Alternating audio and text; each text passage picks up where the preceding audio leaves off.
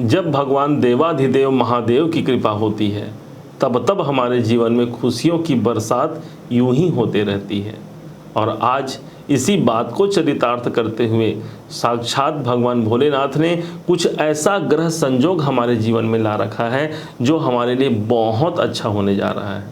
क्या है वो और कैसे भगवान भोलेनाथ की कृपा से इस समय ग्रह नक्षत्र आपके बहुत अनुकूल होने वाले हैं, इसी बात पर हम चर्चा करने जा रहे हैं। एक एक बारीकियों को समझिएगा, एक एक बातों को समझिएगा ताकि आप अपने जीवन में अधिक रूप से लाभान्वित हो पाए। तुला राशि, तुला लग्न के आपको ज्ञात होगा कि ठीक केतुदेव आपके लग्न पर चल रहे हैं, पिछले 13-14 महीनों से चल रहे हैं। और साथ ही साथ ठीक आपके सप्तम भाव पर राहु देव विद्यमान है। राहु और केतु दोनों का आमना सामना हुआ, दोनों आमने सामने ही बैठे हुए हैं। आपके स्वयं लग्न पर इनका प्रभाव हो गया।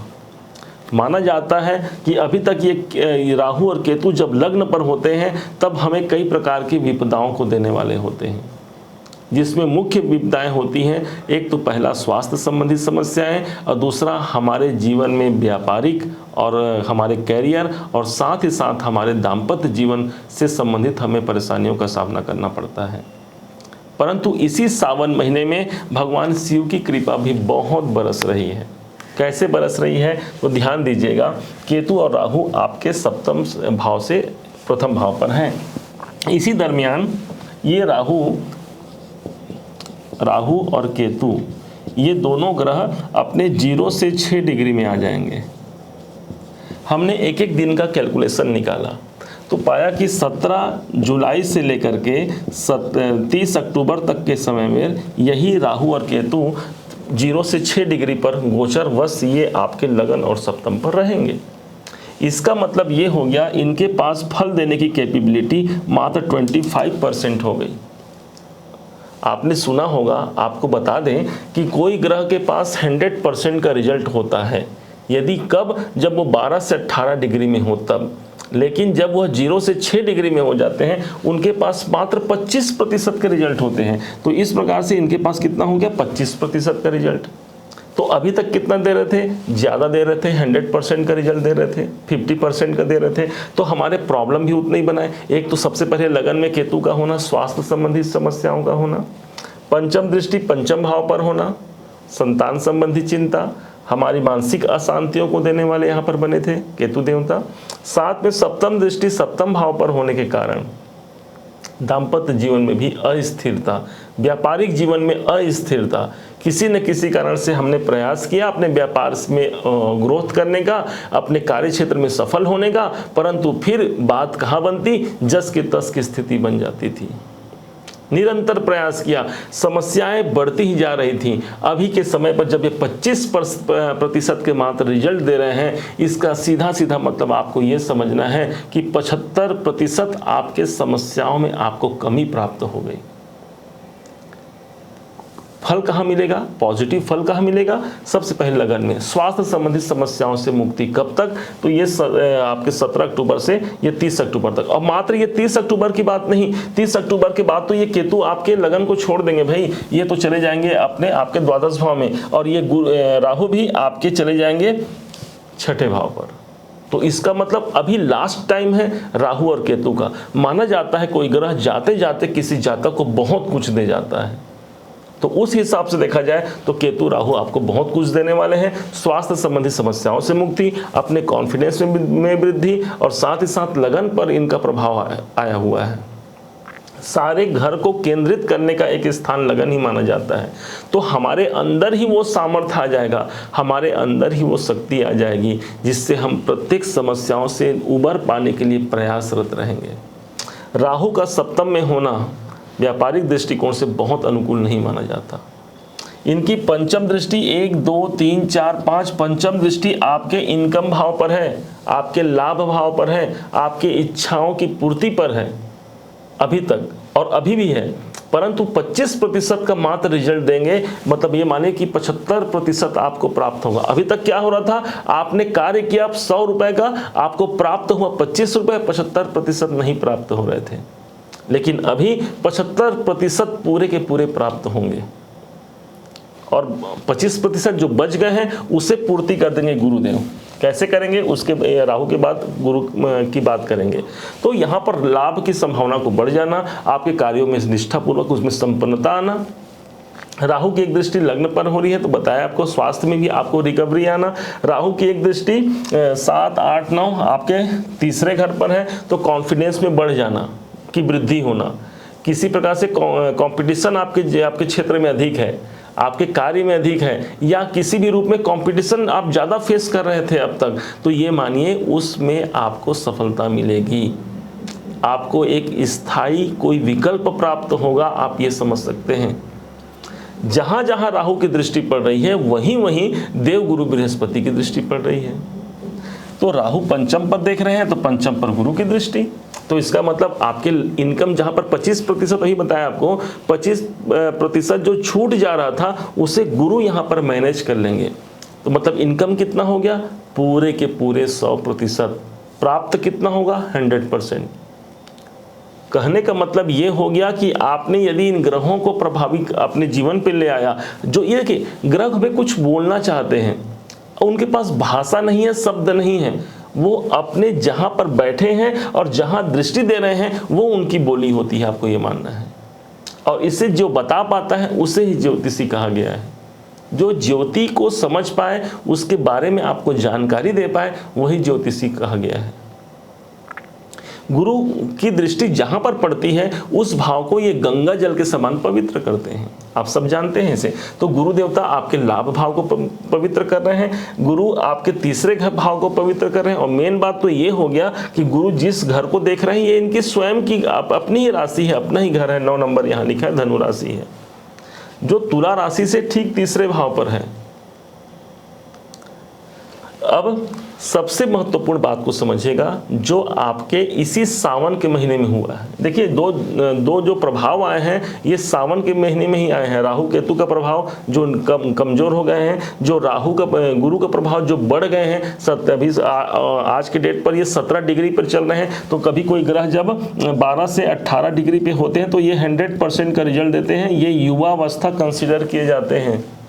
तो इस हिसाब से गुरु का प्रभाव भी यहाँ पर अनुकूल हो गया। और गुरु को तो भाई भाग्य का स्वामी कहा गया है, गुरु भाग्य के कारक हैं। आपका किसी भी लग्न का जन्म हो, लेकिन आप ये मानिए गुरु आपके कुंडली में बलवान है, मतलब आपको भाग्य का भरपूर साथ मिलेगा। तो आपकी कुंडली में, आपके लगन में, तुला राशि तुला लग्न के अनुसार गुरु भले ही आपके शत्रु ग्रह बनते हैं क्योंकि शुक्र शुक्राचार्य के मित्र नहीं है, लेकिन वो भाग्य के स्वामी हैं। और जब वो राहु यहाँ पर कमजोर हो गया, गुरु यहाँ पर बढ़ोतरी हो गई, तो भाग्य का साथ कैसे नहीं मिलेगा। अब शनि देवता को समझते हैं। शनि देवता तो वो ग्रह हो गए भाई जो आपके जीवन में सबसे ज्यादा सबसे बड़े योग कारक हो गए हैं आपके लिए। यदि शनि की बात की जाए तो मेरा मानना है तुला लगन तुला राशि से बड़ा कोई और राशि नहीं हो सकता जो शनि को अपने अंदर समेटे रखा हो। क्यों कारण जानते हैं आप? क्यों? इसलिए भी क्योंकि ये आपके केंद्र के मालिक हो गए हैं और आपके त्रिकोण के मालिक हो गए हैं। हमेशा आपको शनि का साथ मिलेगा। आप अपने जीवन में देख लीजिए, शनि देवता हमेशा आपके लिए अनुकूल होते हैं। हाँ भाई, जन्म पत्रिका में आपके शनि नीच के ना हो या कोई बुरी स्थिति में ना हो, तब आप ये मानिए कि शनि के साथ आपको सदैव मिलेगा। इसलिए आप कर्मों पर बिलीव करते हैं और उसी के द्वारा अपना स्वयं का भाग्य का निर्माण भी करते हैं। शनि देव की क्या स्थिति है? तो ये आपके पंचम पे चल रहे हैं और ये यहाँ पर पूरे बहुत लंबे समय तक रहने वाले हैं। अब यहाँ पर होकर के बहुत सी कामनाओं को पूर्ण करेंगे। 2.5 साल तक शनि देव यहीं पर रहने वाले हैं। मई 2025 तक ये रहेंगे। तो इसलिए अपना धैर्य नहीं खोना है और धैर्य का साथ साक्षात भगवान शिव हैं। धीरज धर्म मित्र अरु नारी, आपद काल परख यहीं चारी। इन चारों का हमेशा साथ लीजिए, ये आपके विपत्ति के समय में आपके काम आएंगे। धीरज धैर्य रखना मत छोड़िए, धर्म में रहिए, कोई गलत कार्य न कीजिए। मित्र अपने मित्रों का साथ लीजिए और नारी किसी नारी के द्वारा आपका भाग्योन्नति होगा। ये हमारे शास्त्रों में वर्णित है और इसी को की पुष्टि करते हुए शनि देवता आपके पंचम में है। मतलब आपके कामनाओं को पूर्ति करने के लिए यहाँ पर बाध्य है शनि देवता। अब ठीक आपने देखा होगा इस सावन से इसका क्या रिलेशन भाई, तो सावन से इनका रिलेशन इसलिए भी हो गया कि आपने देखा होगा कि 27 अप्रैल 2023 का वो दिन था, ये अभी 27 जून कि यही शनि देवता 27 जून को आपके कहाँ चले गए थे, पंचम भाव पर ही थे और चतुर्थ भाव पर भी इनका प्रभाव आ गया, अर्थात ये वक्री हो गए। ठीक सावन के कुछ दिनों पहले वक्री होना कोई आम बात नहीं हो सकता। भगवान शंकर के सभी जितने हमारे 9 ग्रह हैं, ये सभी 9 ग्रह भगवान शंकर जी के ही सब अनुचर हैं और उनके कृपा से ही ये हमें सुख और दुख प्रदान करते हैं, क्योंकि भगवान शंकर ने सबको एक एक डिपार्टमेंट दे रखा है कि भाई शनि तुम क्या करोगे, कर्म के देवता हो, शुक्र तुम धन के देवता हो, गुरु भाग्य के देवता, चंद्रमा हमारे जीवन में तरलता, हमारे जीवन में स्थिरता के देवता, मंगल साहस के, उसी प्रकार से शनि आपके जीवन में कर्म के देवता हैं और वो भी 2 मुख्य भाव के स्वामी, इसलिए अति योग कारक हो गए। प्रभाव क्या हुआ, जैसे ये वक्री हुए सावन के इस महीने में भगवान शंकर जी की कृपा हुई और उन्होंने कहा कि मेरे सावन महीने आने से पहले तुम वक्री हो जाओ और चतुर्थ भाव के इनको फल दो। चतुर्थ भाव वो भाव हो गया जो आपके सुखों का है, सुख में बढ़ोतरी का यदि कोई भाव है तो चतुर्थ भाव है, जिनके स्वामी ऑलरेडी शनिदेव हैं। प्रभाव क्या मिलेगा अभी, और ऐसे कब तक रहेंगे, तो 4 नवंबर तक रहेंगे।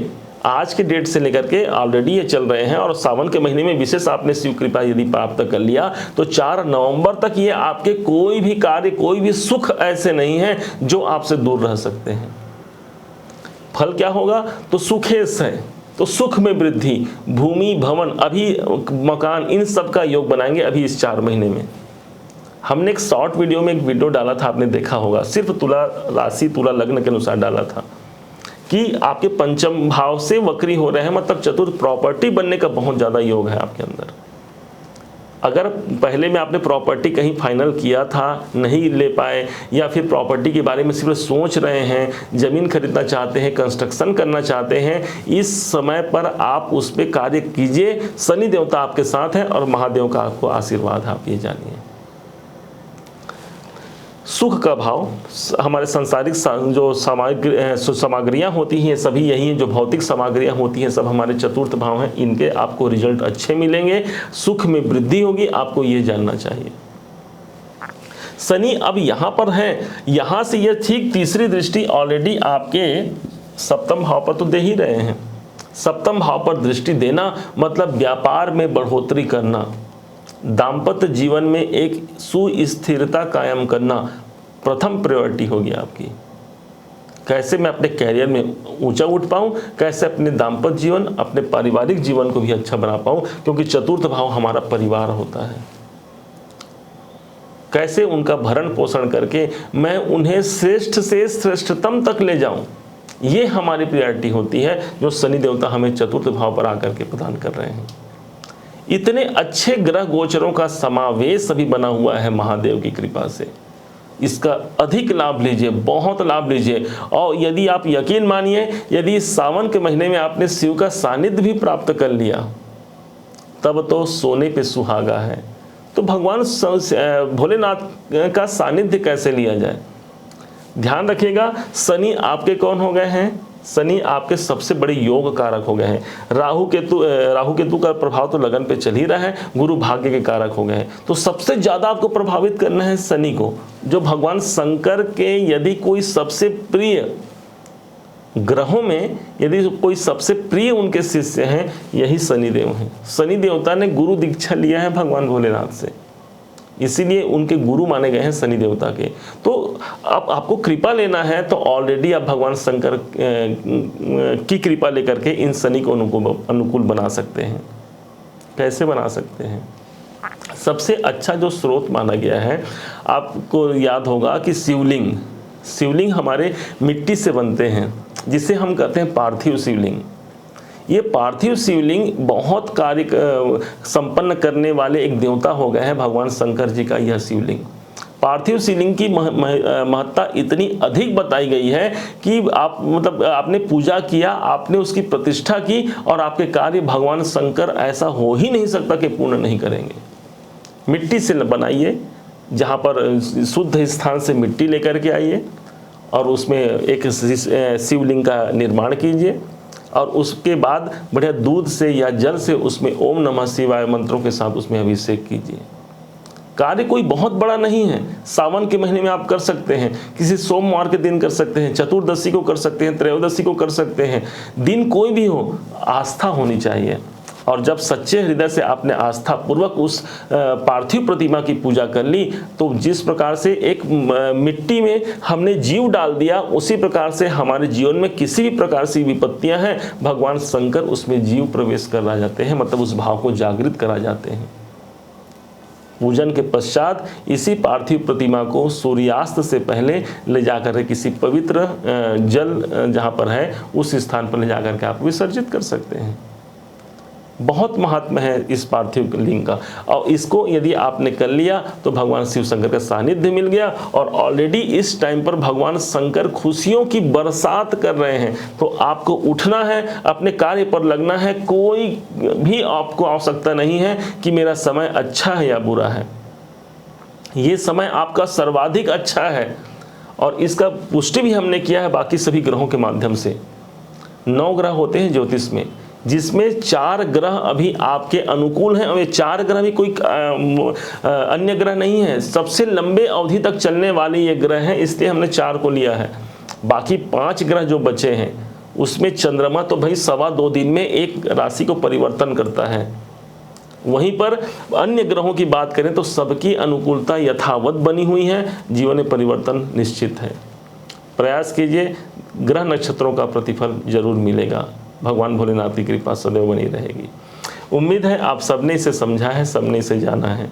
यदि आपने इसे समझा, जाना, मेरे समझाने का प्रतिफल प्रयास यदि आपको सार्थक लगा हो तो अपना प्यार भरा लाइक और कमेंट करना मत भूलिएगा। बहुत मोटिवेशन मिलता है आपके लाइक और कमेंट से। और हाँ, यदि अभी तक आपने चैनल को सब्सक्राइब नहीं किया है तो सब्सक्राइब कीजिएगा। पुनः एक बार फिर आप सभी का दिवस मंगलमय हो, इन्हीं शुभकामनाओं के साथ ओम नमः शिवाय।